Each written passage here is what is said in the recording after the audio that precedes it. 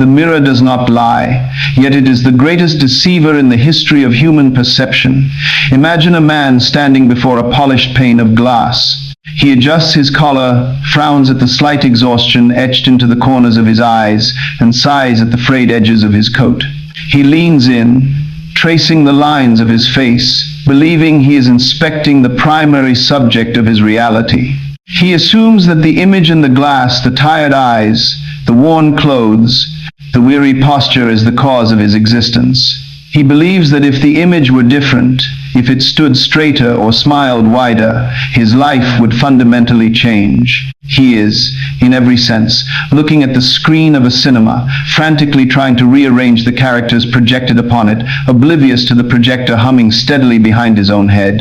Consider the paradox. We live our entire lives attempting to negotiate with the reflection. We bargain with the economy, we plead with the relationship, we study the symptoms of the illness, all under the impression that these outer phenomena possess an independent, sovereign existence. We treat the world as a stubborn landlord, demanding that it renovate its rooms before we agree to feel at home. But what if the landlord is a phantom? What if the room is not a structure of brick and mortar, but a structure of assumptions? The moment of truth arrives when one realizes that the mirror has no power to initiate. It only possesses the power to echo. Every debt, every disappointment, every quiet joy, and every sudden triumph is not an event occurring to the observer, but an event unfolding from the observer. The world is a vast, cold, and hollow echo chamber, waiting for the resonance of a single, definite tone. You are not the victim of the film. You are the one who edited the script, chose the lighting, and insisted upon the tragic ending. And tonight, the projection stops. The illusion is dismantled, not by force, but by the simple, terrifying, and exhilarating realization that you are the author of the very light that illuminates the screen. To grasp the mechanism of reality, one must first perform an autopsy on the concept of identity. Most individuals walk through their days identifying as the result of their history a cumulative total of past successes and, more frequently, past trauma. This is the recursive loop of externality. It asks, why does the world resist me? The answer offered by the senses is, because the world is fixed, objective, and hostile. But this is a fallacy of depth. If we apply the principle of recursive thinking, we must push past the initial sensory report. If the world reflects our state of consciousness, why does it feel so persistently independent? The answer lies in the lag, the echo delay. When one changes an inner assumption, the outer world does not vanish instantly like a digital image on a screen. It possesses the inertia of past belief. Because the human mind is conditioned to interpret this inertia as reality, it panics. It views the persistence of the old circumstance as proof that the change was ineffective. How does one break this loop? One must accept that consciousness is the only reality. Everything else, your bank account, your health, the status of your relationships, is merely the shadow of a prior inner state. To change the shadow, he must stop looking at it. The shadow has no substance. It cannot be pushed, pulled, or painted over. It can only be transformed by moving the object that casts it. The philosophy here is radical. You are not a human being having a spiritual experience. You are a creative consciousness utilizing a human experience to manifest a specific frequency. When you observe your life, you are observing your own internal signature made manifest. If the signature is I am lacking, the law of consciousness, an impersonal, mechanical, and absolute force, must produce lack as its primary result. It is not punishing you, it is obeying you. The why is simple. The universe is a mirror that cannot discriminate between what you want and what you are. It reflects the dominant, habitual frequency of your inner man. If you desire wealth but inhabit a state of needing, the universe hears needing and provides more of it. To change your world, you must abandon the role of the spectator and reclaim your role as the architect. This is the shift from a reactive life to a causative life. It is not an intellectual exercise. It is an ontological relocation. You are moving from the place where you believe things happen to the place where you ordain that they exist. In the quiet, fog-drenched village of Oak Haven, there lived a man named Elias. Elias was a master watchmaker, a man whose hands were steady, but whose life was a series of unfortunate misalignments. His shop was perpetually quiet. His reputation, though deservedly high, remained locked in obscurity. Every morning, Elias would wake, look at the dust gathering on his empty workbench, and sigh. Nobody appreciates true craftsmanship anymore. He believed this was a simple observation of fact. One winter, a traveler, a woman with eyes that seemed to see through the very walls of his shop, entered and asked to have an intricate, broken timepiece restored. As she waited, she watched Elias work. She saw him wince every time a customer walked past his window without entering. She heard him mutter under his breath about the hard times and the indifference of the town. "Elias," she said softly, not looking up from the gears, "you are building a prison, not a shop." Elias frowned. "I am building clocks, madam. If the world chooses not to buy them, that is the world's fault." "The world," the woman replied, "is merely a mirror of the shopkeeper's mind. You do not wait for the customer to bring the gold. You inhabit the state of being the man whose work is the center of this town's life. You act like a man who is being ignored, and therefore you are a master of being ignored." She left him with a single piece of advice. Spend tonight in the chair you wish to occupy when the orders are overflowing.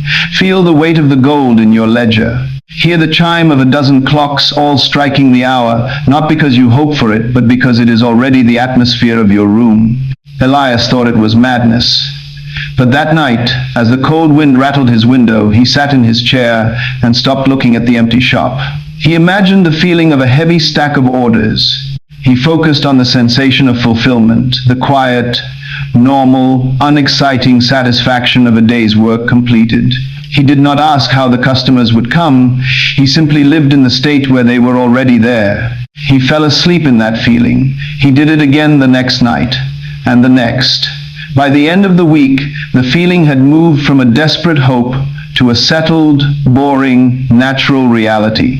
On the 10th day, a merchant from the capital entered, not because of a marketing campaign, but because he had had a dream about a watchmaker in a small village who possessed the exact skill he required for a royal commission.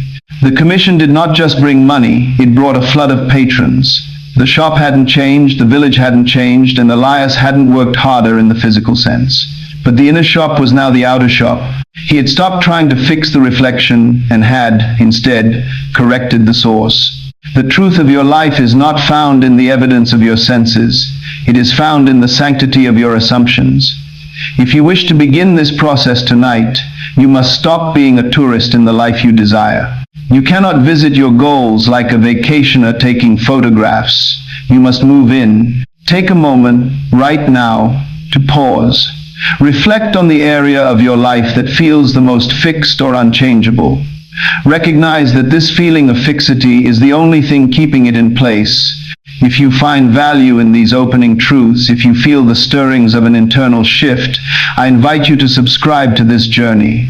By doing so, you are not merely following a channel, you are signaling to your own subconscious that you are committed to the architecture of your new reality. Let this be your first step in curating the environment of your mind.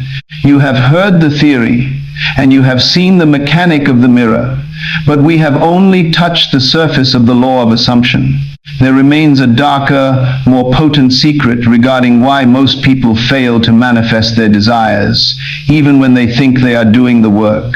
It involves a silent saboteur that lurks in your daily routine, a habit so subtle that you may not even recognize it as an act of creation. In the next chapter, we shall strip away the mask of this saboteur. We will move beyond the simple mirror and enter the workshop itself. Prepare yourself, for we are about to descend into the most guarded vault of your own consciousness. The mirror is ready to show you something new. Are you ready to see it? Imagine a vast, silent ballroom, draped in velvet shadows, where the air is thick with the scent of unlit candles and the faint, lingering perfume of expectation. In the center of the room stands a solitary figure, the architect of this space. They hold an invisible key, not to a door, but to a state of being. Outside the windows, the world storms and rages, a cacophony of circumstances that demands attention. The relentless ticking of the clock, the demands of creditors, the heavy weight of loneliness, the persistent ache of unresolved ambition. The figure closes their eyes. The sensory feedback of the outside, the cold, the noise, the perceived limitation begins to dissolve. Herein lies the profound, unsettling paradox.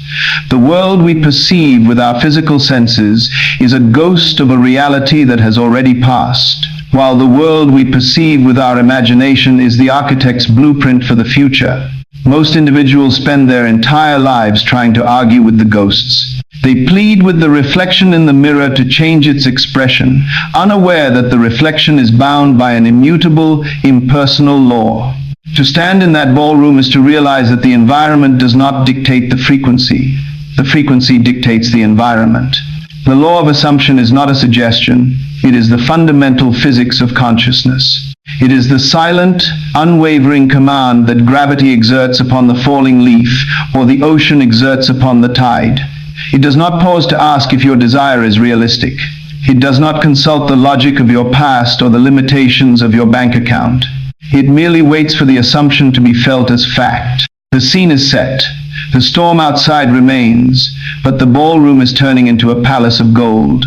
You are not waiting for the doors to open. You have already moved into the throne room. The challenge is not whether the law works, but whether you possess the courage to abide in the residence of your fulfilled desire while the world still screams that you are homeless. To understand the law of assumption, one must navigate the treacherous waters of cognitive dissonance. We are conditioned by a society that prizes empirical observation. If it cannot be measured, seen, or touched, it is deemed fantasy. But let us apply the method of recursive thinking to this dogma. Why do we place the physical senses on a pedestal of ultimate authority? Because they provide the illusion of safety. If we can see the obstacle, we feel we can prepare for it. How then does this reliance on the senses enslave us? By anchoring our consciousness in the present status quo, we ensure that the future is merely a repetition of the past. The physical world is the effect. To focus on the effect is to perpetually recreate the cause. The core principle of the law of assumption is that consciousness is the only reality. There is no out there. Everything you encounter, every person, every setback, every stroke of serendipity is an extension of an inner assumption you have held long enough to solidify into a habit. Why does this seem so difficult to implement? It is because of the tension of the void. When you assume a state that is contrary to your current physical evidence, you enter a psychological vacuum. Logic rebels. Your ego, protective of its established identity, will throw up flares of doubt, fear, and reasonableness. It will tell you that you are delusional. How does one maintain the assumption against this rebellion? You must treat the law as a mechanical, impersonal force. Imagine a printing press. The press does not care what text you feed it. It will print whatever plate is locked into the drum. Your subconscious is the press. Your current circumstances are the printed pages of the past. The law of assumption is the act of removing the old plate, the plate of lack, of struggle, of longing, and locking in the plate of the fulfilled end. You do not need to fight the old pages. You do not need to shred them. You simply stop feeding the press with the old ink of worry. You feed it the image of the goal, already achieved. The why is the mechanical nature of the universe. Consciousness must manifest that which it assumes to be true. The how is the consistent, rhythmic return to the feeling of the end, regardless of the noisy, outdated evidence being printed in the physical world. This is not mysticism. It is the mastery of the creative instrument that you, and you alone, possess. In the forgotten history of the East, there existed a city known as the Ivory Citadel. It was a fortress of unimaginable wealth, yet it was under a perpetual crushing siege. For years, the surrounding armies had blocked the mountain passes, cutting off trade and water. The citizens lived in constant terror, starving and weeping, their eyes fixed on the invaders at the gates. They sent their best generals to fight on the ramparts, and their wisest scholars to negotiate for peace. Every day, they recorded their losses. Every day, the situation grew more dire. Then there came a sage who lived in the deepest tower of the city. He did not go to the walls. He did not watch the armies. Instead, he summoned the council to the central courtyard. He told them, "You are losing because you are observing the siege. You have made the siege your master. You are the kings and queens of a fallen city, and your kingdom is exactly what you have assumed it to be, a city under attack." The council scoffed. "Look outside. The armies are real. The famine is real." The sage replied, "The armies are only as powerful as your assumption of their victory. They are shadows cast by your collective fear. Tonight, we do not defend, we celebrate." He instructed them to return to their homes and, before sleep, to imagine the sound of the victory trumpets. He told them to feel the taste of a feast, to imagine the gates of the city being thrown open, not because the enemy had been defeated by swords, but because they had simply ceased to be relevant to the city's reality. He told them to live in the state of the liberated city. For 3 days, the citizens practiced this, though the sounds of the catapults still shook the ground. They walked the streets with the gait of a free people. They spoke to one another not of the enemy, but of the prosperity that followed the siege. They persisted in the feeling of victory, treating the physical evidence of the soldiers as a temporary, fading hallucination. On the 4th morning, a silence fell over the plains. When the scouts climbed the walls, they found the tents empty. The invading generals had gathered their troops and departed, perplexed by a sudden, inexplicable sense that their cause was futile and their presence unnecessary. The city had not fought the enemy. It had simply ceased to be a target for the enemy to conquer. The ivory citadel was free because it had changed the identity of its citizens before the world had caught up to the truth. To embody this truth today, you must identify your own siege. What is the circumstance currently demanding your attention? What is the problem that, if left unaddressed, keeps you tethered to the past? You are the architect of your own citadel. The practical application is this: select one goal, one ambition, and move into it tonight. Do not think about this goal as if it were a future destination. Do not visualize it from afar, like a sailor looking at the lighthouse. You must be the one inside the lighthouse, looking out at the calm, welcoming sea. You must unpack your belongings in the state of the fulfilled desire. Mentally walk through the rooms of your new life. What does the floor feel like beneath your feet? What is the first thing you say to yourself in the mirror when you are the person who has already achieved this? Dwell in that specific, sensory, and boring normality of success until it feels more real than the desk you are sitting at or the room you are in. Do not be discouraged by the lag. If the siege remains in your physical world for a time, remember that the images you see today are merely the final prints of the old plate. Keep the new plate locked in. Your persistence is the hammer that drives the nail of your reality into the fabric of time. You have now begun to grasp the mechanics of the law. But there is a hidden mechanism, a frequency that binds the thought to the matter, a bridge that most walk across while blindfolded. We have discussed the what and the where, but we have yet to fully master the how. In the next chapter, we descend into the secret language of the universe, the bridge of feelings, where we shall learn why the universe is completely deaf to your words and perfectly attuned to your inner frequency.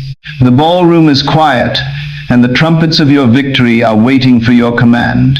The question is, will you occupy the throne, or will you continue to stand at the window watching the storm?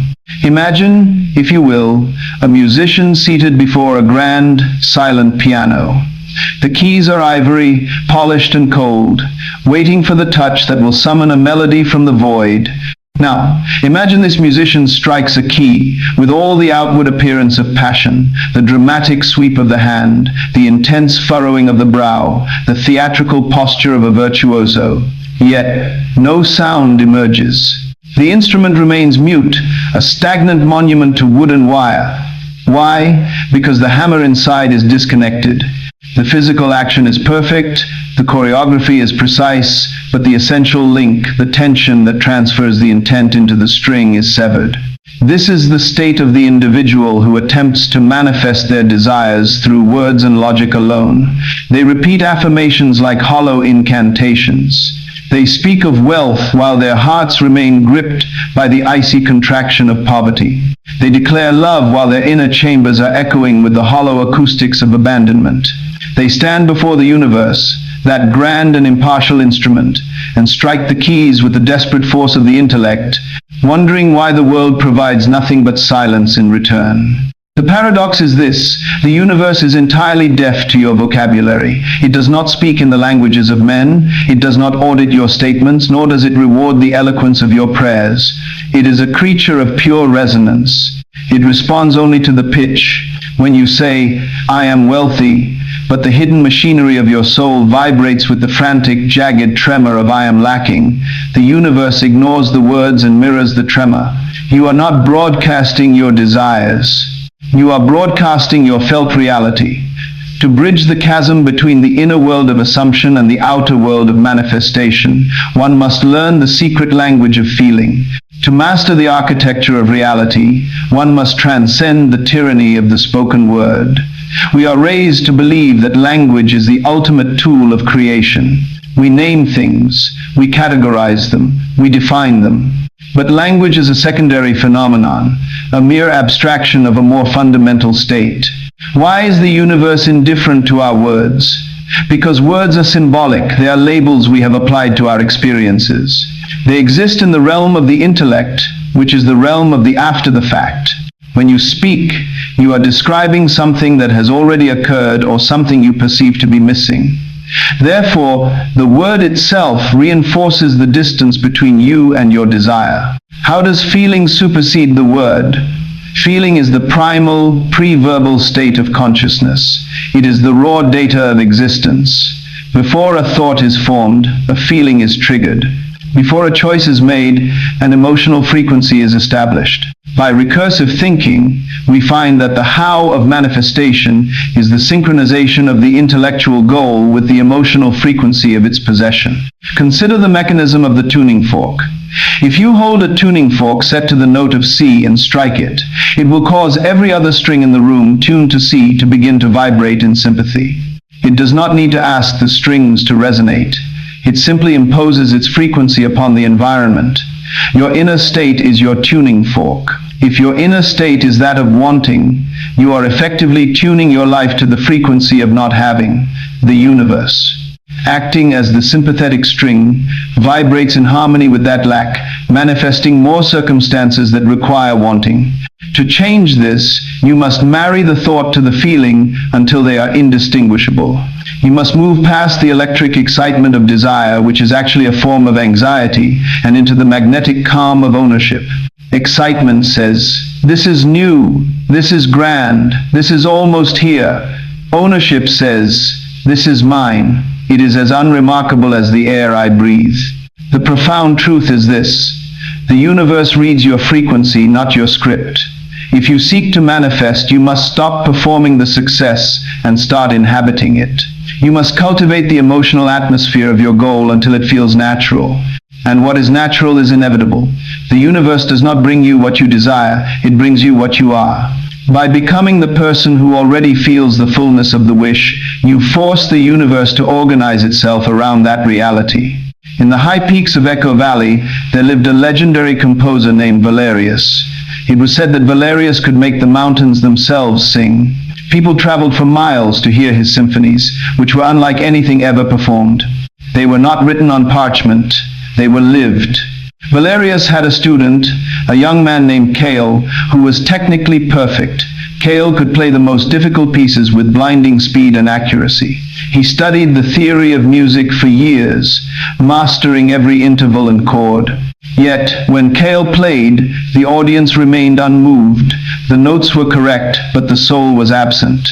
One day, Cale approached the master. "I have practiced until my fingers bleed," he lamented. "I have studied the masters, and my technique is flawless. Why does the valley not sing for me as it does for you?"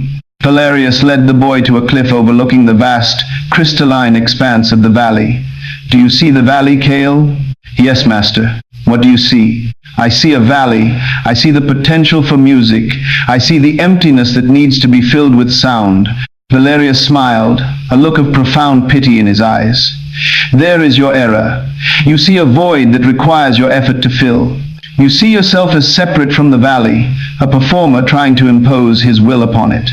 Valerius sat at his instrument and began to play, but he did not play at the valley. He closed his eyes and breathed in the scent of the pine, the cold touch of the mountain air, and the silent, patient stillness of the granite peaks. He felt the music not as something coming out of him, but as something already present in the valley, something he was merely giving permission to express through him. He became the mountain. He became the silence. He became the very wind that carried the sound. The music that erupted was not a performance. It was an unveiling. The mountains groaned and chimed in a symphony of resonance. The entire valley became a single, living instrument. "You struggle, Kyle," the master said, "because you try to strike the keys to create the music. I do not create the music. I occupy the state where the music is already playing. I become the resonance. Stop trying to make the valley sing for you. Become the song that the valley has been waiting to hear." Kyle realized that for years he had been playing at his life, trying to manipulate the circumstances to produce a melody of success. He had been so busy perfecting his technique, his hustle, his logic, his outward effort, that he had never once dared to feel the music of the life he truly desired. He had forgotten that the universe is not an audience to be impressed, it is a resonance to be joined. To integrate this truth today, you must perform an audit of your internal frequency. For the next 24 hours, pay close attention to your inner monologue and the emotions that accompany it. Do not judge yourself, merely observe. When you think of your desire, do you feel a contraction, a sense of "I want" or "I need"? If so, you are currently broadcasting the signal of lack. To shift this, practice the frequency reset. When the thought of your goal arises, do not visualize it as a future event. Instead, close your eyes and feel the relief of having already attained it. What is the emotional texture of success? Is it peace? Is it confidence? Is it a quiet, satisfied joy? Sink into that feeling. Stay there until it feels more real than the frustration you were experiencing moments before. Make this your dominant state. When you speak, speak from the frequency of the one who has already arrived. If you are wealthy in consciousness, you do not talk about trying to get money. You talk about the flow of value, the wisdom of stewardship, and the gratitude of provision. You must marry your thoughts to these feelings, creating a unified inner reality that the universe cannot ignore. You have now learned that feeling is the secret bridge. But even as you begin to resonate with your new reality, there is a temptation that will surely arise. It is the temptation to take the wheel, to grab the steering mechanism of your life and force the events to align with your new frequency. This need to manage is the final barrier between the dream and the manifestation. We have established the where and the how. Now, we must confront the interference. In the next chapter, we shall explore the divine art of surrender, why the most active thing you can do is the very thing that looks most like doing nothing at all. You are building the bridge, but who is responsible for laying the stones? The answer will change your life. The piano is tuned, and the resonance is building. The symphony is yours to conduct, but only if you are willing to let the universe play its part. Shall we proceed to the surrender? Imagine a farmer standing in a field of tilled, dark earth, his hands calloused from the labor of planting. He has buried the seeds deep within the loam, covering them with the damp, cool soil. Now, imagine him acting out the frantic human instinct of the doer. He drops to his knees every hour, clawing at the dirt, ripping back the topsoil to inspect the seed, demanding to know why it has not yet sprouted. He worries that the soil is too dry, that the sun is not warm enough, that he has not planted it with the proper orientation. He shouts at the horizon, questioning why the rain has not fallen on his specific patch of land. He is, in his own mind, being proactive. He is working harder than anyone else, but he is a fool. His constant anxious digging is not nurturing the crop, it is murdering the potential. This is the central paradox of the human experience. We are taught that to achieve is to toil, that the degree of our success is directly proportional to the volume of our struggle. We have been conditioned to worship the sweat of the brow and the tension of the muscles. Yet, consider the seed. The seed does not manage its own germination. It does not stress over the chemistry of the soil, the precise timing of the vernal equinox, or the specific molecular rearrangement of its own cells. It simply knows. It resides in the unwavering assumption of its destiny, to be a tree. It does not argue with the darkness of the earth. It uses that darkness as the womb for its expansion. The world is a field. Your assumptions are the seeds. If you spend your days digging up your seeds to verify their progress, you will never see the harvest. The surrender required for manifestation is not the surrender of the defeated. It is the surrender of the master who has planted his command into the fabric of the universe and now walks away with the serene, untouchable confidence that the law is working. The why of our habitual interference is rooted in the ego's desperate need for control. We perceive reality as a hostile, independent machine, and we believe that unless we are constantly turning its gears, maneuvering through social circles, obsessing over financial tactics, micromanaging our relationships, the machine will crush us. We equate doing with existence. We believe that if we are not physically straining, we are not creating. Recursive thinking reveals the vanity of this position. If consciousness is the only reality, and the outer world is merely the reflection of an inner state, then all effort spent rearranging the physical world is essentially trying to change the reflection in a mirror by wiping the glass. You can wipe until your arms ache, but if the object standing in front of the mirror hasn't changed, the reflection remains identical. How do we transition from the exhausting labor of the doer to the divine ease of the creator? The secret lies in the definition of active surrender. Surrender is often misinterpreted as passivity or resignation, a giving up of the goal. In the architecture of reality, surrender is the exact opposite. It is the most active, intentional, and disciplined state possible. It is the refusal to accept any evidence that contradicts your chosen assumption. Why is this so difficult? Because it requires a radical suspension of disbelief. It requires you to act as if your inner world is more substantive than your outer world. When a circumstance arises that screams lack, the doer reacts with fear, trying to solve the problem at the level of the effect. The creator simply recognizes the circumstance as a fading echo of a past state, shrugs, and returns to the internal feeling of the end. The mechanism of delivery, the how, is not your responsibility. You are the architect, not the construction crew. The universe is a sophisticated web of cause and effect, an infinite intelligence that knows every possible path to your desired outcome. By attempting to engineer the path yourself, you are like a child trying to guide the hand of a master surgeon. You are limiting the vast, intelligent, and omnipotent nature of the law to the narrow, linear, and limited scope of your own intellect. True surrender is the profound recognition that the work is already done in the dimension of consciousness. When you have genuinely inhabited the state of the wish fulfilled, you have set the bridge of incidents in motion.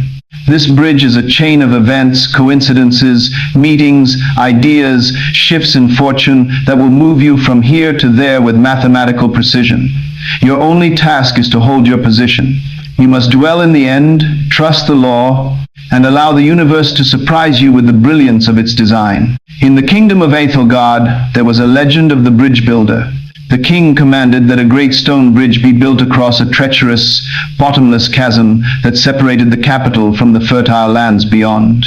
He hired the most famous engineers, who brought their heavy machinery, their complex diagrams, and their thousands of laborers. They spent years drilling, hammering, and arguing over the geology of the cliffs. They tried to anchor their steel cables to the rock, but the wind would shear them away. They tried to build stone pillars, but the depths were too great. After a decade, the engineers had nothing to show but a mountain of scrap metal and broken stone. One day, a simple, elderly man arrived. He asked for no tools, no money, and no laborers. He walked to the edge of the chasm, stood for a long time, and then sat down on a boulder. He closed his eyes. The courtiers mocked him. "Look at him," they whispered. "He does nothing. He just sits there. Does he expect the bridge to build itself out of thin air?" The man sat for 7 days and 7 nights. He did not eat. He did not speak. He was not idle, he was intending. He was holding the image of the bridge in his mind with such crystalline clarity that he could hear the sound of the wind through the stone arches. He could feel the weight of the carriages passing over it. He lived in the state where the bridge was already complete. On the 8th day, a massive tremor shook the land, a geologic shift that only happens once in a century. It did not destroy the canyon, it rearranged it. As the earth settled, a massive, monolithic slab of rock, which had been hidden beneath the cliffs, shifted and fell perfectly into place, bridging the chasm with a natural, flawless stone span. It was stronger than anything man could have built, and it was perfectly placed. The king and his engineers stood in stunned silence. The old man stood up, brushed the dust from his robes, and began to walk away. "Wait!" the king shouted. "How did you know? How did you build it?" The old man turned and said, "I did not build it. I simply held the state of the bridge until the world had no choice but to provide it. You engineers were too busy fighting the cliff to notice that the world was waiting for your command. You were trying to build with stone, I was building with consciousness. The bridge was always there, waiting for someone to stop interfering with the reality of it." He walked away, leaving the kingdom with a masterpiece that had been crafted by the universe itself, designed by a man who understood that his only job was to hold the frequency of the completed work. To embody this truth, you must begin to practice the art of non-interference. Take one specific desire that you have been obsessing over, perhaps a career milestone, a healing, or a reunion. Tonight, consciously stop your digging. Release the need to know the how. Write down your goal, read it, and then imagine, with as much sensory detail as possible, the feeling of absolute, finished relief that it is done. Then, walk away. Not in a sense of abandonment, but in the sense of the farmer who has finished his planting. When the voice of doubt arises, asking, "But what are you doing to make this happen?" he must answer with a quiet, inner authority, "The work is done. I am waiting for the harvest." Go about your day with a lightness that defies your current circumstances. Do not react to the no of the world as if it were a final verdict. View it as a mere ripple in the water as your new reality begins to organize itself. You have learned to stand in the ballroom, to unlock the law, to resonate with the feeling, and to surrender the outcome. But there is a sacred threshold that most people unknowingly destroy during the night, a border between the conscious and subconscious, where the architecture of your life is either solidified or sabotaged. We are approaching the most mysterious chapter of our journey. We are going to discuss the sacred border, the final seconds before you slip into sleep, where the mind is most porous and the imprint of your desire is most powerful. The bridge is being built. Can you feel the tremors beneath your feet? The next chapter will reveal how to ensure that your sleep is not an escape, but the most productive hours of your entire life. Are you ready to master the dream? The world descends into a quiet, blue-hued stillness. The clamor of the day, the friction of ambition, the sharp edges of disappointment, the relentless demands of the ego begins to dissolve like salt in a rising tide. Most of humanity views this transition as a mere suspension of consciousness, a biological necessity to reboot a tired machine. They drift into the arms of sleep, carrying the unexamined residue of their waking hours, the lingering resentment of a slight, the heavy dread of tomorrow's tasks, the unspoken anxiety of a bank balance or a lonely bed. They treat sleep as a temporary death, an escape from the burden of being. But consider the paradox. The moment of falling asleep is the most profound creative aperture available to the human soul. It is the twilight border, a sacred, shimmering veil between the conscious, analytical mind which guards the gate of logic and limitation, and the subconscious, that vast, oceanic repository of all creation. While the waking mind sleeps, the subconscious remains wide awake, an unblinking sentry. It does not judge, it does not discriminate, and it does not know the difference between a memory of a disaster and the anticipation of a triumph. It merely accepts the impression that is held with the greatest emotional intensity at the moment of the border crossing. To drift into sleep with an unmanaged mind is to leave the door of your vault wide open to any thief, any storm, and any shadow that passes by. But to enter that threshold with a deliberate, curated vision is to hand the architect of the universe the final blueprint for your reality. You are not going to sleep, you are going to the forge. The psychology of the threshold is rooted in the gamma-theta transition. In our waking state, we operate in high-frequency brainwave patterns, filtered through the critical faculty of the intellect. This faculty is the gatekeeper that insists on empirical proof, dismisses the impossible, and anchors us firmly in the status quo. Why must we bypass this gatekeeper to manifest? Because the gatekeeper is the historian of the past. It is programmed to maintain the known.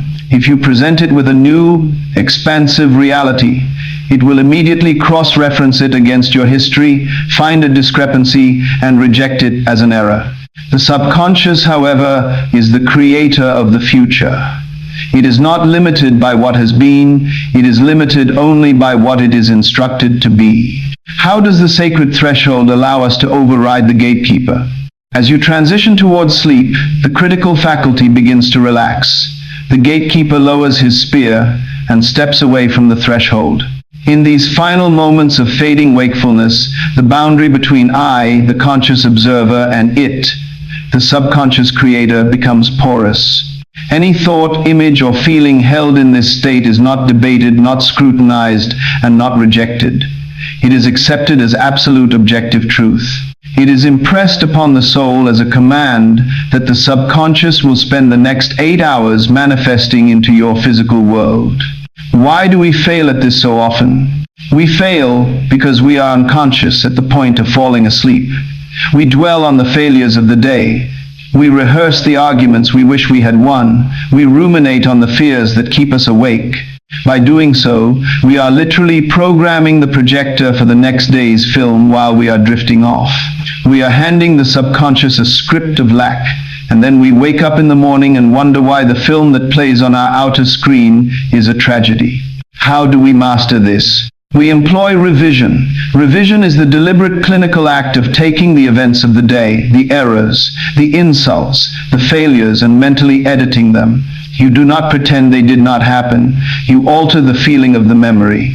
You step back into the scene, but this time you play the version where you acted with wisdom, where the outcome was favorable, where you felt the triumph of your true nature.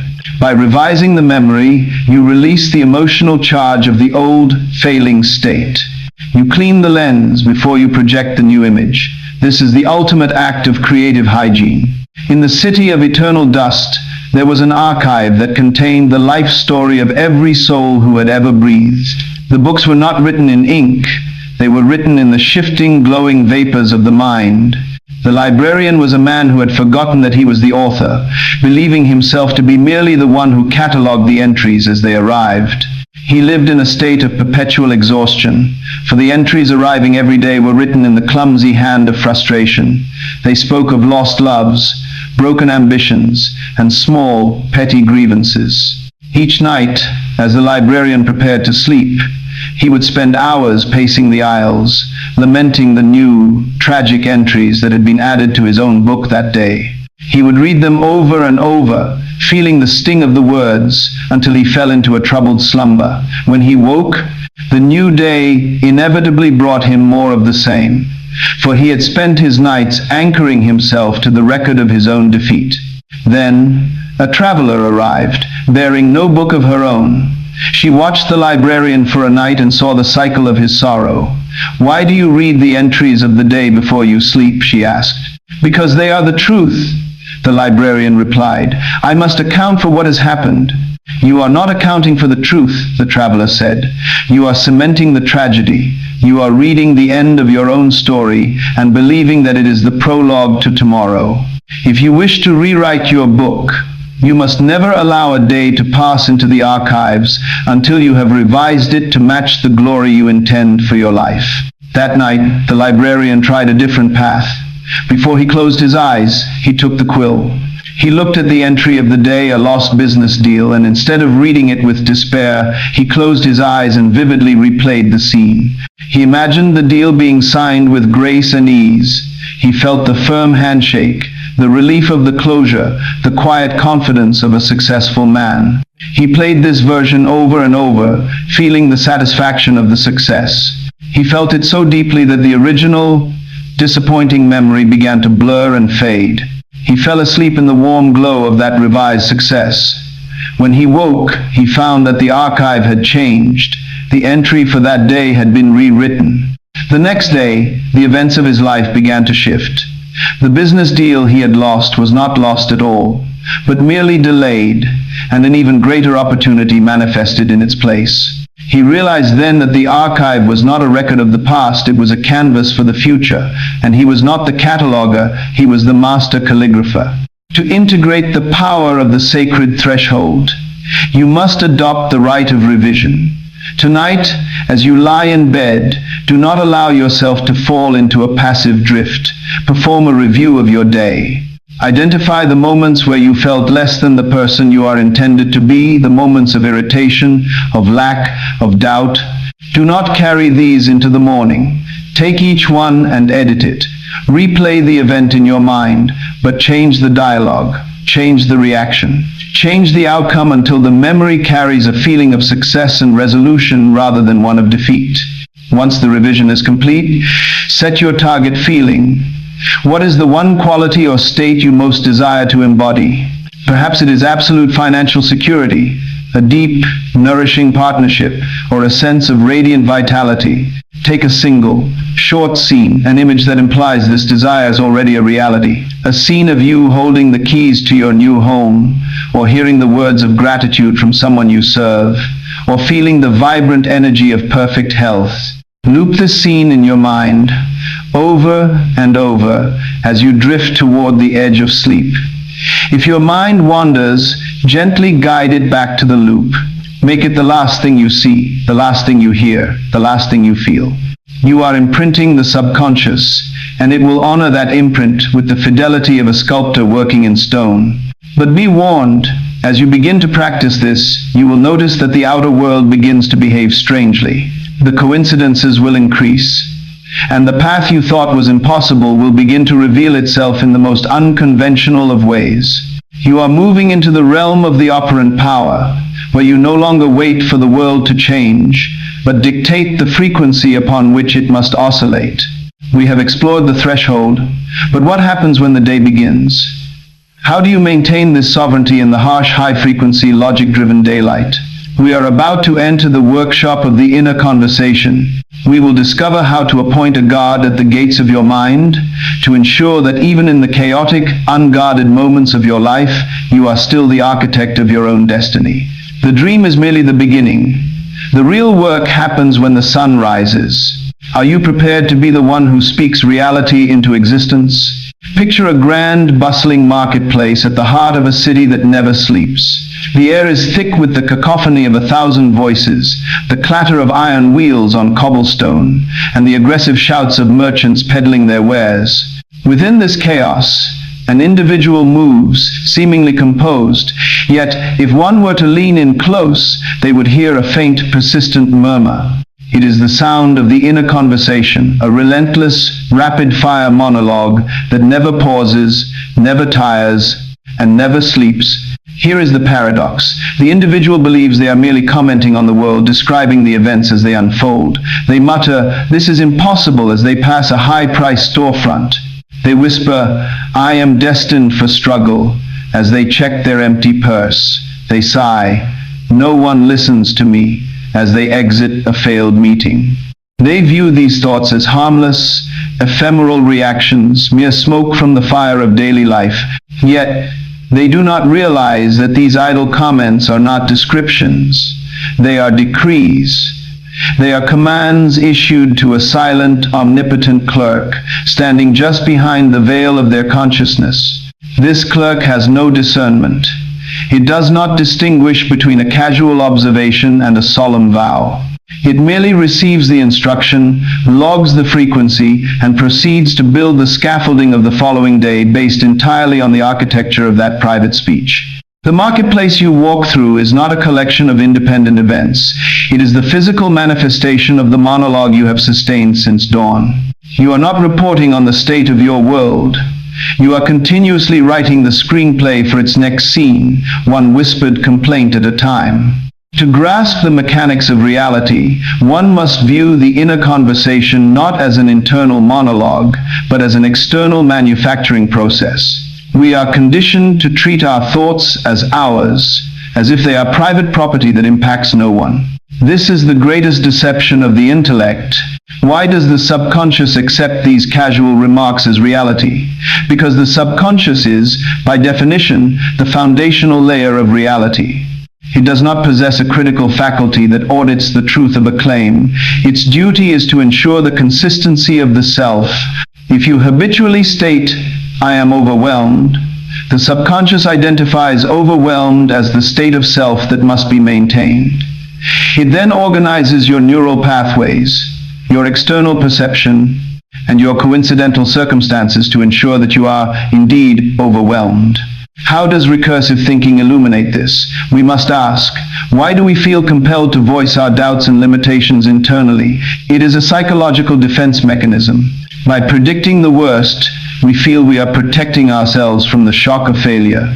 How does this sabotage us? It keeps us locked in a recursive loop. We expect the negative, we speak the negative, we manifest the negative, and the accuracy of our prediction reinforces our need to keep predicting it. It is a closed system that creates a prison of one's own design. The how of mastering this conversation is not through the exhausted vigilance of a prison guard. Many try to fight their thoughts, attempting to catch every negative word and force it into positivity.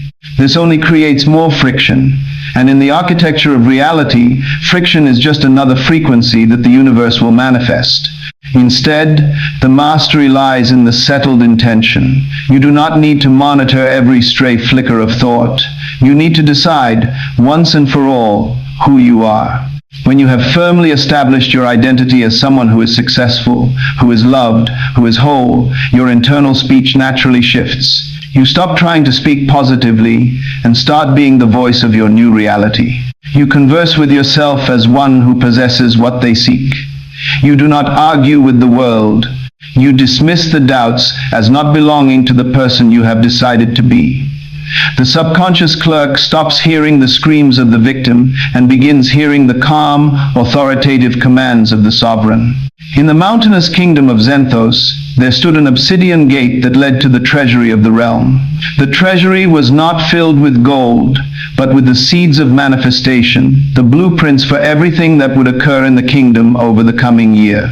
Guarding this gate was a sentry, a figure tasked with ensuring that only the most refined, intentional, and sovereign thoughts were allowed entry into the vault. For years, the Xenthosian people suffered from plague, famine, and strife. They believed they were cursed by the gods, or perhaps by the geography of their harsh land. They sent delegations to the gate, pleading for relief. Each time, the sentry looked at them with a mixture of sorrow and indifference, refusing to open the vault. One day, a young scribe, having studied the ancient laws of consciousness, stood before the sentry. He did not beg, he did not weep. He simply walked to the gate and spoke in a voice of quiet, absolute conviction.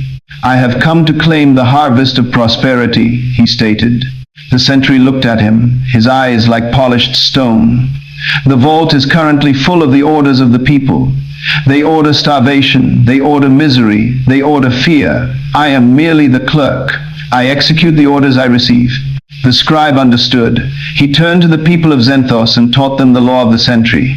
"You do not need to ask the gate to open," he told them. "You need to stop sending orders of ruin." He instructed them to appoint a sentry within their own minds. He told them, "From this hour forward, let no thought pass the gate of your lips or the gate of your heart that does not align with the vision of the flourishing kingdom." At first, the people struggled. Old habits of complaining, blaming, and lamenting constantly sought entry to the vault, but they practiced. They practiced the internal pause, that split second of awareness before a thought is fully formed, where one can choose to discard it or authorize it. They treated their internal speech as if they were speaking directly to the architect of their lives. Gradually, the chatter of the marketplace changed. People stopped grumbling about the prices and began speaking of the abundance of the harvest. They stopped speaking of the sickness and began speaking of the health of their children. The sentry at the obsidian gate noticed a shift. The pile of orders for famine began to dwindle, replaced by a flood of orders for prosperity. The sentry opened the gates, and the seeds of a golden age poured into the kingdom.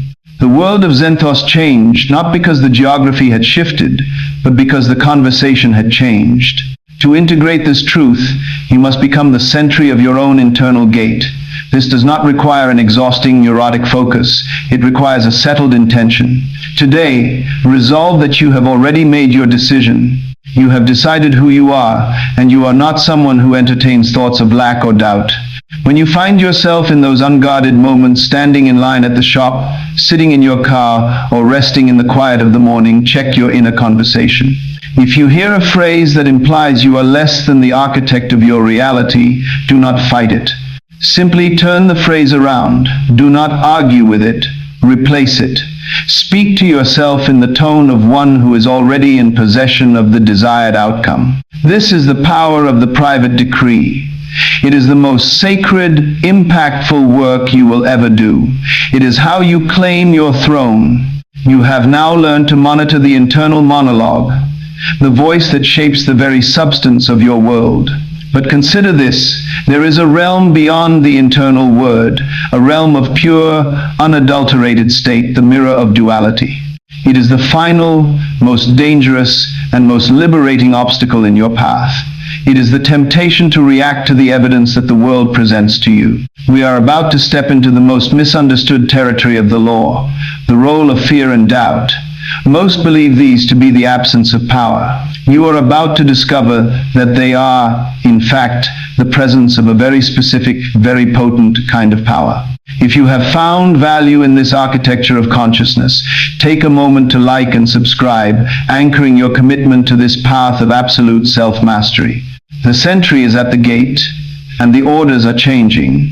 The marketplace of your world is ready to be transformed. Are you prepared to speak with the authority of the sovereign? Imagine a hall of mirrors, ancient and vast, stretching into an infinite golden horizon. In the center of this hall stands an individual, their eyes wide with a mixture of awe and terror.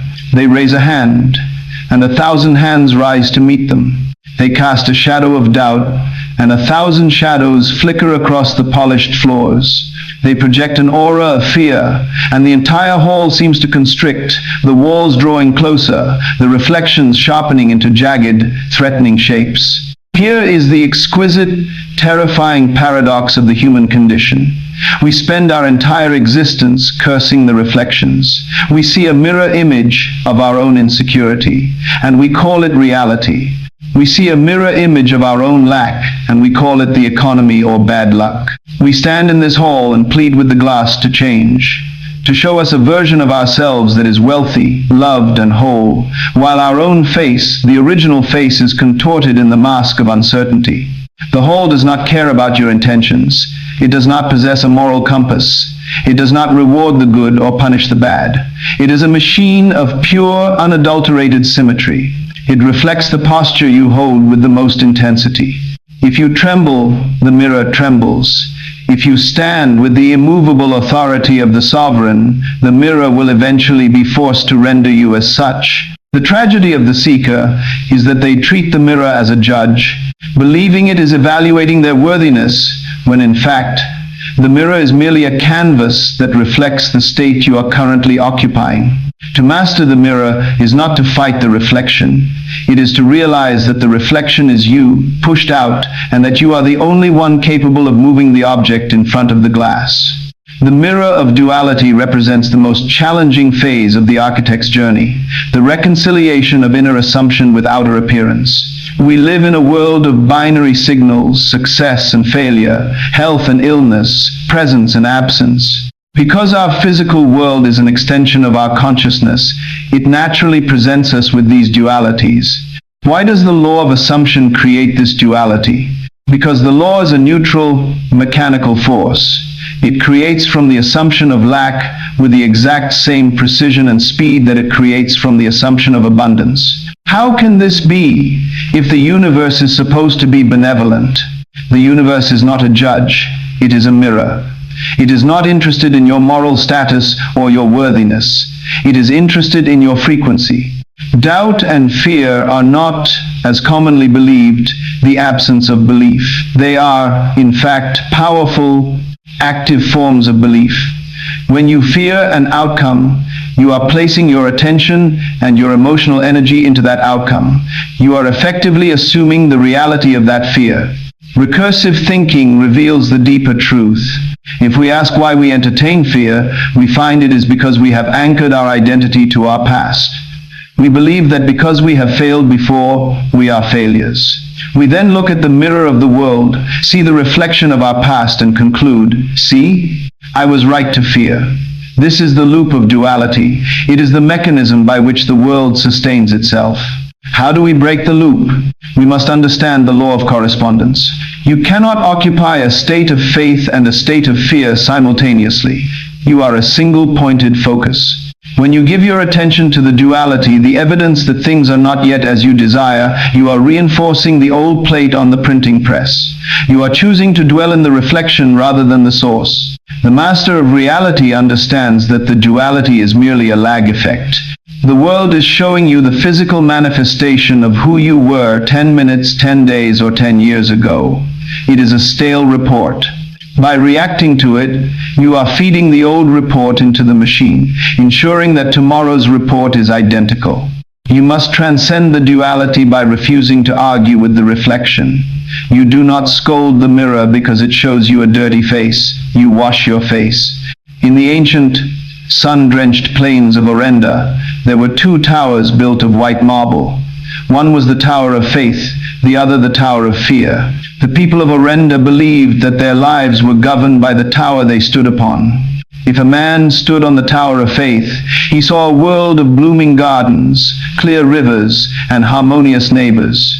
If a man stood on the Tower of Fear, he saw the same plains, but for him the gardens were withered, the rivers were dry, and the neighbors were hostile soldiers.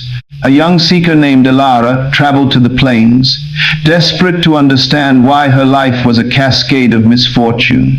She climbed the Tower of Fear, and as the legend said, the world below her looked like a battlefield. She wept, feeling the cold wind of rejection. She tried to will the world to change, but the more she shouted, the more the soldiers below seemed to tighten their formation around her base. She then sought out the hermit of the plains. I have fought the world, she cried. I have prayed for peace. I have worked for prosperity, but the world remains a place of war. The hermit nodded. You are still on the tower. You are looking down at the world, and you are judging the reflection. You are caught in the duality of the two towers. How do I choose the Tower of Faith? She asked. You do not choose it, the hermit replied. You realize that the towers do not exist. There is no Tower of Faith and no Tower of Fear. There is only the perspective you carry. When you stand on the Tower of Fear, you are assuming that the world is a place of threat. When you stand on the Tower of Faith, you are assuming that the world is a place of provision. The world below does not move. It is the same world. You have simply shifted your assumption. Elara returned to the center of the plain. She stopped looking up at the towers. She stopped trying to climb. She closed her eyes and, in the middle of the empty, neutral plain, she assumed the feeling of total, unshakable security. She felt it so deeply that the wind no longer felt like a threat. It felt like a caress. The space around her no longer felt like a battlefield. It felt like a sanctuary. When she opened her eyes, the world had not vanished, but it had ceased to be a duality. The threat had dissolved because she had ceased to provide the frequency that sustained it. She walked out of the plain, not as a woman who had chosen a tower, but as a woman who had realized that she was the architect of the landscape itself. To integrate this truth, you must stop being a dualist. You must stop judging your life by the evidence of your senses. Today, whenever you encounter a circumstance that triggers a fear response, a lack of funds, a difficult conversation, a moment of isolation, you must treat it as a mirror check. Do not react to the reflection. Instead, use it as a compass. If the reflection is not what you desire, do not fight the mirror. Close your eyes, Take a breath and consciously shift your internal state to the one you would be occupying if the desire were already yours. Do not wait for the outer world to confirm it. Do not wait for the soldier to put down his sword. You change your posture and you hold it. You act, you speak, and you exist as the one for whom the conflict has already resolved. This is the act of walking by faith and not by sight. It is the highest form of discipline. If you can maintain this, you will find that the duality begins to collapse. The negative reflections lose their power to move you, and the positive reflections begin to arrive with startling mathematical speed. You are now standing at the brink of true sovereignty. You have learned to control the mind, to master the conversation, and to ignore the mirror. But we must now face the ultimate phantom, the ghost that keeps us shackled to the patterns of our history, preventing us from stepping into the fullness of our creative potential. We are going to discuss the death of the past. We will learn how to shed the skin of your former self, a skin that you have worn for so long that you have mistaken it for your own soul. The past is not your identity, it is a memory, and tonight we begin the process of liberation. Are you ready to stop being the ghost of your former failures? The mirror in the hall of the Great Archive is not glass. It is a pool of liquid quicksilver, suspended in a frame of burnished, ageless bronze. It does not merely show the surface of things. It hums with a low, resonant frequency, a vibration that rattles the very marrow of those who stand before it. A man approaches, his face etched with the weariness of a life lived in reaction to the whims of the world. He looks into the pool, expecting to see his reflection. What he sees is a storm, a swirling tempest of shadow and light, of jagged edges and soft, radiant glows. He leans closer, his breath fogging the air. He is looking for a judge, a witness, or perhaps a cosmic architect who might look upon his suffering and grant him a reprieve. But the quicksilver remains indifferent. It does not blink. It does not offer mercy, nor does it deliver judgment. It simply reflects. When he brings to it his fear, the trembling hand, the hollowed-out chest, the frantic heartbeat of a life defined by what if the pool blooms with dark, tangled briars that mirror his internal state with brutal, geometric precision. When he catches his breath, forces his shoulders back, and dares to project a memory of victory, the pool instantly clears, the briars dissolving into golden light. The paradox is absolute. The mirror is the ultimate creator, yet it has no creative will of its own. It is the most powerful object in the universe, and it is a complete, utter slave to the observer. The man realizes, with a jolt that freezes his blood, that the turbulence he has faced his entire life was not an assault from the outside, it was a broadcast from the within. The principle of the mirror is the foundational mechanics of existence, yet it remains the most misunderstood law in the human experience. Why is it that the world so often feels like an adversary, a rigid, unyielding block of granite that refuses to soften? The answer lies in the recursive nature of consciousness. We ask, why does the world resist our desire? And the answer is, because it is not resisting.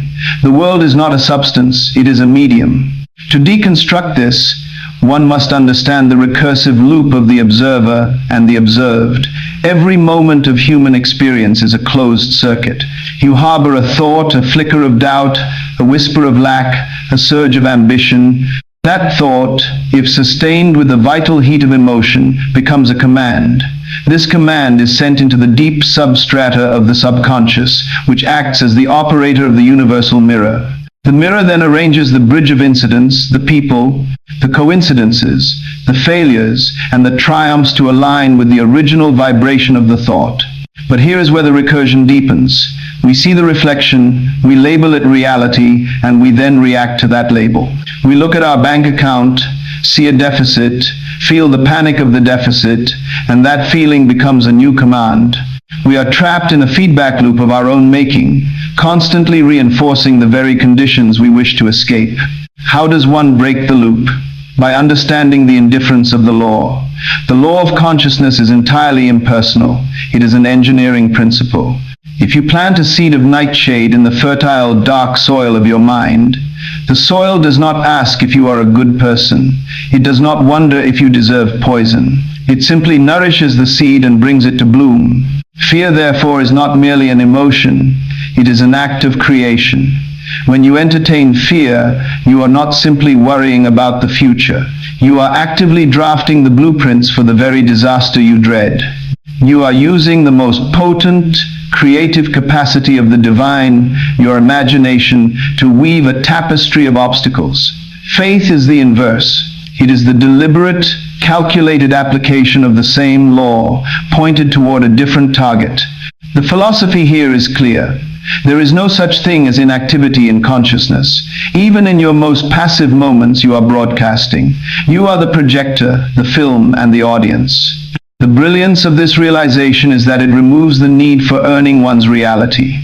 You do not need to be a saint to manifest beauty, nor a master to manifest gold. You only need to be the one who stands before the mirror with a clear, sustained, and emotionally charged assumption. If the mirror has no preference, then the choice of what to reflect is not a moral duty, it is an aesthetic, logistical, and spiritual prerogative.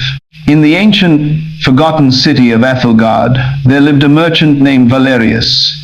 Valerius was a man of immense resources, but a shriveled soul.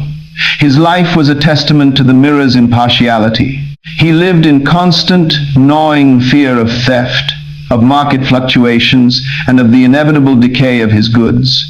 Every evening, he would sit in his counting room, tallying his coins and shivering at the thought of the thief who would one day come for his hoard. He spent his days building higher walls and deeper moats. He hired more guards. He scrutinized every customer with the eyes of a predator. And, with a mechanical inevitability, his fear became his reality. His guards grew resentful and began to pilfer his stock. His customers, sensing his suspicion, took their trade elsewhere. His investments, managed with the jittery hands of a man expecting ruin, plummeted into the dust. Valerius was the architect of his own destruction, all while crying out to the heavens about his misfortune. Across the street lived Ilara, a woman who possessed nothing but a potter's wheel and an unwavering, quiet assumption of abundance. She lived in a drafty hut, yet she carried herself as if she were the wealthiest artisan in the empire. She did not work with the desperation of someone trying to avoid poverty. She worked with the calm, rhythmic ease of someone who was merely expressing the overflow of her own inner palace. When a drought hit the region, the city crumbled. Valerius, paralyzed by the fear of loss, saw his walls breached and his business burned. Ilara, however, walked through the ruins with a strange, detached joy. She did not see a drought. She saw a clearing of the field. She began to craft vessels not for the current dry climate, but for the water she knew would return. She spoke to her clay of rain, of irrigation, of a time of plenty. She inhabited the state of a supplier to a flourishing city. Within a month, a merchant from a distant, water-rich land arrived, looking for specific, ornate vessels that were impossible to find elsewhere. He found Ilara. He did not care about her hut. He cared about the resonance of her craft. He offered her a fortune, not for her labor, but because her frequency matched his need. She had not battled the drought. She had simply stood before the mirror and held the image of the harvest. Valerius died in the gutter of his own suspicion. Ilara became the cornerstone of a rebuilt world. The mirror had not favored Ilara. It had simply obeyed her assumption. To embody this truth, you must first master the art of the inner witness. Today, set aside the need to control the outer world. It is a fool's errand, a chasing of shadows. Instead, guard the gate of your own interiority. Whenever you feel the familiar contraction of fear, that sinking, heavy feeling in the chest, when you consider your finances, your health, or your relationships, stop. Do not argue with the fear. Do not try to think positive in a way that feels like a lie. Instead, treat the fear as a stranger knocking at your door. You do not have to invite him in. You can acknowledge his presence and then calmly, with the authority of the master of the house, turn your attention to the interior room you have furnished for your desire. Practice the mirror reset. When you catch yourself reacting to a negative circumstance, look away from the reflection. Close your eyes. Recenter your emotional frequency on the feeling of having already arrived. It is a physical shift. Relax the jaw, soften the shoulders, and breathe with the slow, steady rhythm of one who has nothing to prove and everything to gain. If you find yourself doubting, realize that doubt is not a sign of failure. It is a sign that you are still identifying with the reflection rather than the projector. You are not the person standing in the storm. You are the one who is holding the camera. If this deep dive into the mechanics of the mirror has begun to strip away the veils of your own past patterns, I invite you to subscribe. In our next chapter, we will dismantle the final barrier between the dream and the reality, the illusion of the past. We shall learn how to burn the bridges of history to build a kingdom of eternal now. Your path forward is being cleared. Are you ready to walk it? The desert wind howls, carrying the abrasive dust of 1,000 forgotten tomorrows. Yet it is the silence of the traveler that defines the landscape. He stands at the edge of an ancient petrified forest, a place where the trees have turned to stone, hard, unyielding, and impossible to grow. These trees are the monuments of his past. Every regret, every failure, every sharp word spoken in anger, and every dream deferred by the paralyzing gravity of what used to be. He carries a heavy pack, not of gold, but of memories. He stops to touch a stone-cold branch, and for a fleeting moment, the weight of the past threatens to buckle his knees. The paradox is haunting. The more he clings to the history that shaped him, the more he remains trapped in the rigid form of the petrified forest.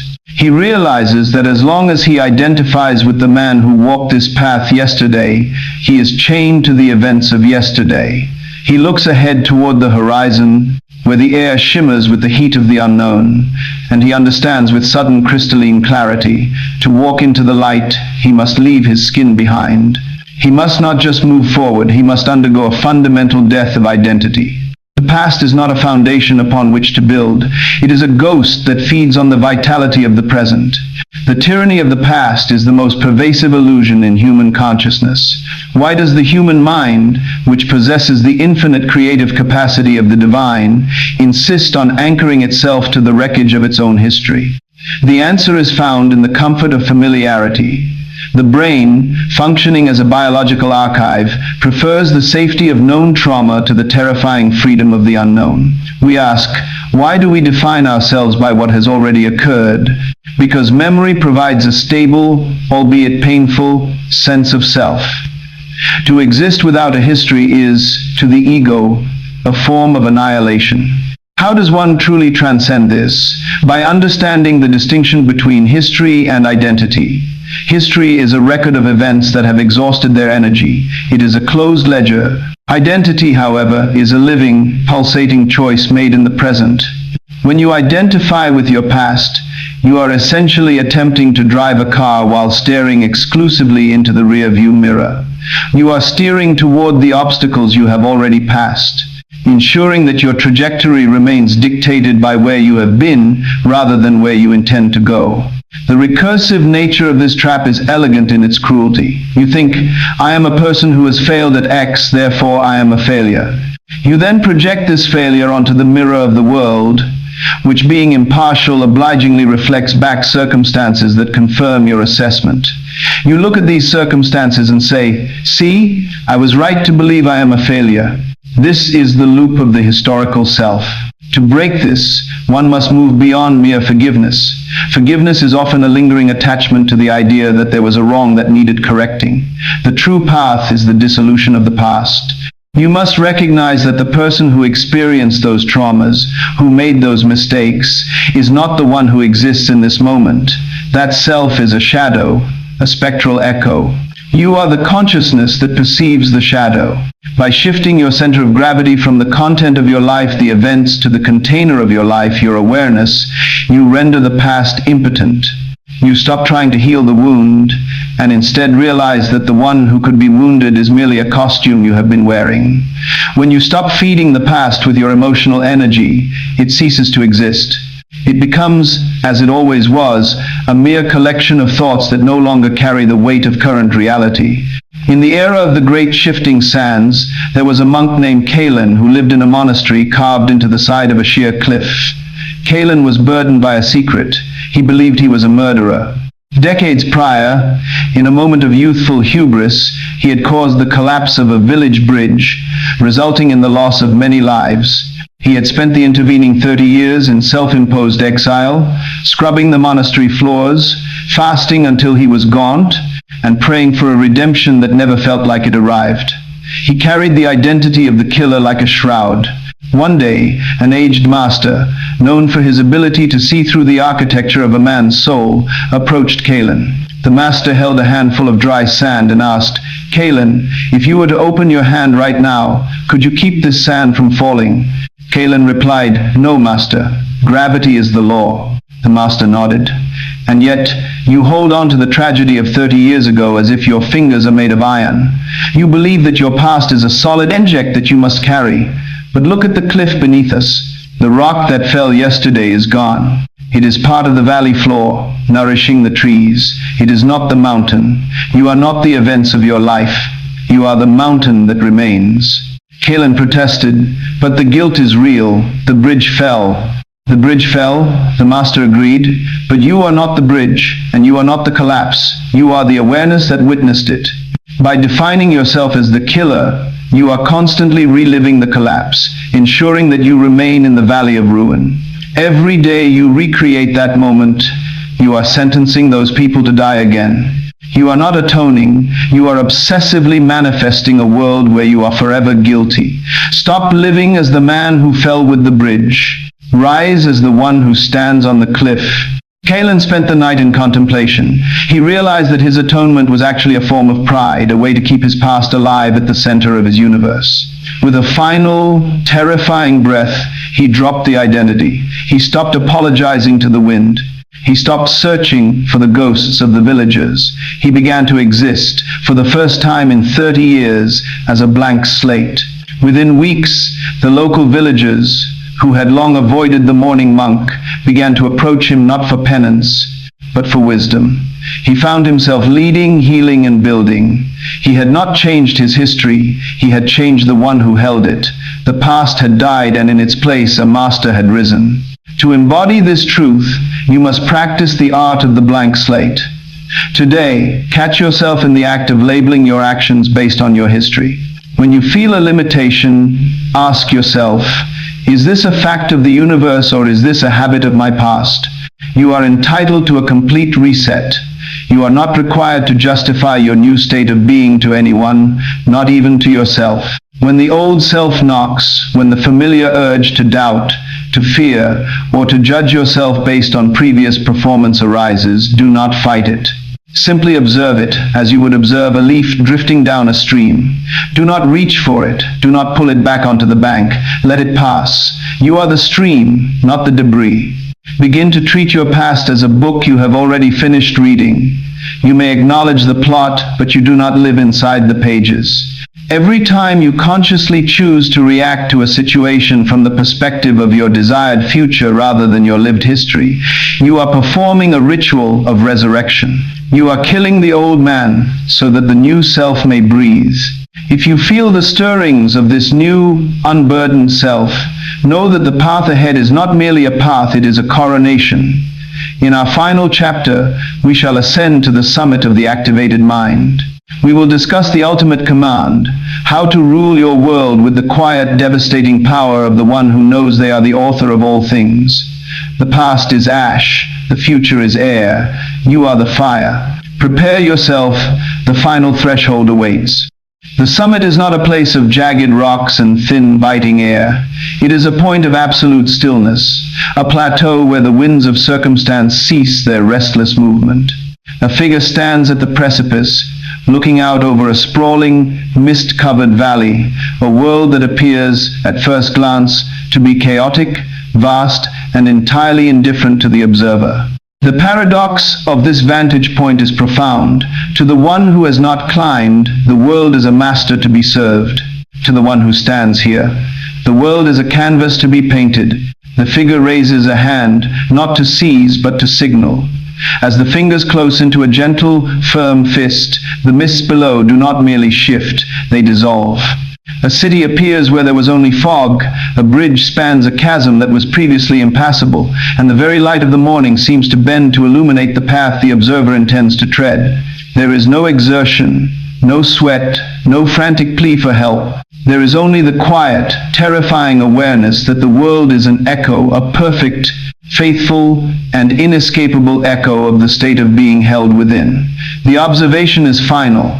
The impossible is not a physical boundary, it is merely a failure of conviction. The Master's command is not a shout into the void, it is the silent, unshakable recognition that the void is, and has always been, oneself. The ultimate realization of the activated mind is the collapse of the distance between the creator and the creation. We often fall into the trap of viewing manifestation as a transactional process. I do X, therefore the universe grants me Y. This is the logic of the servant, not the master. To understand the master's command, we must employ a deeper recursive inquiry. If all is one, why does the world appear to be external? The answer is structural. Existence is a holographic projection. The external world is the shadow cast by the internal light of consciousness. We ask, why does the shadow so often look like something we do not want? Because we have been careless with our light. We have allowed the shadow to dictate the bulb's wattage, the lens's focus, and the film's content. The Master's command is the act of seizing the projector. It is the realization that you are not merely the spectator watching the screen, you are the one behind the lens, selecting the scene. How does one maintain this command? Through the total dissolution of trying. To try is to acknowledge that the result is not yet yours. To command is to act from the state of completion. This is the God perspective.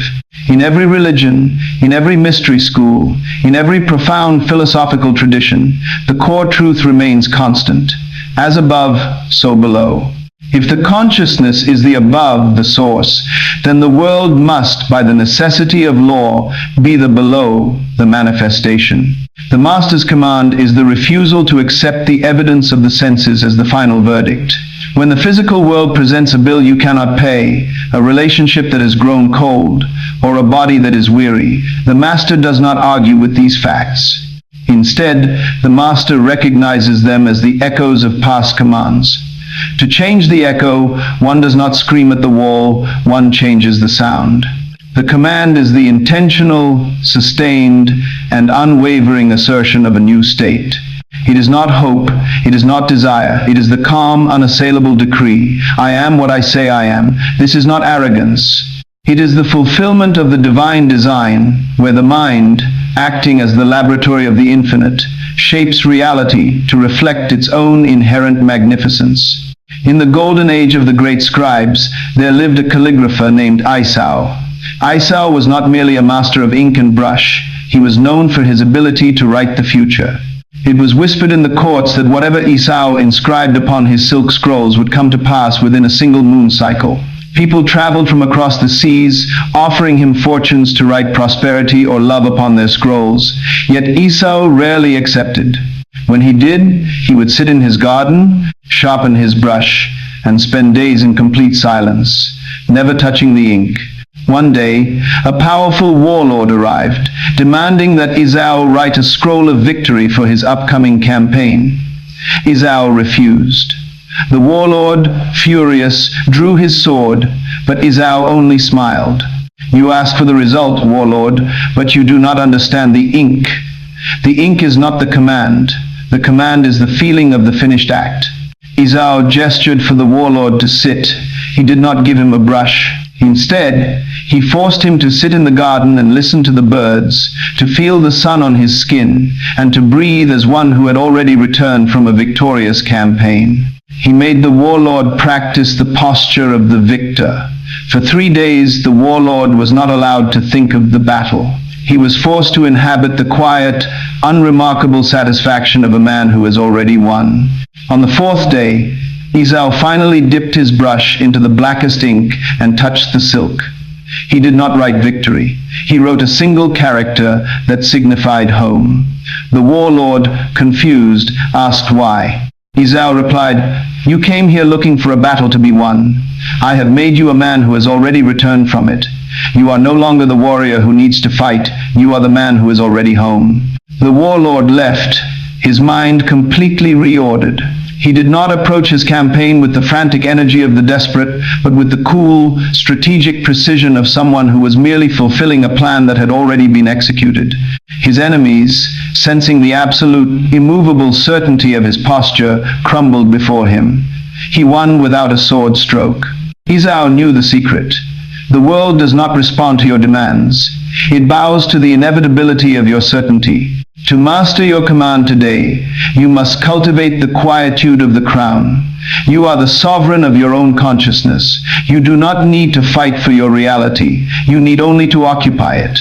Start by identifying one area of your life where you have been asking rather than commanding. Perhaps it is your health, your creative output, or your financial freedom. Stop asking for signs. Stop looking for proof.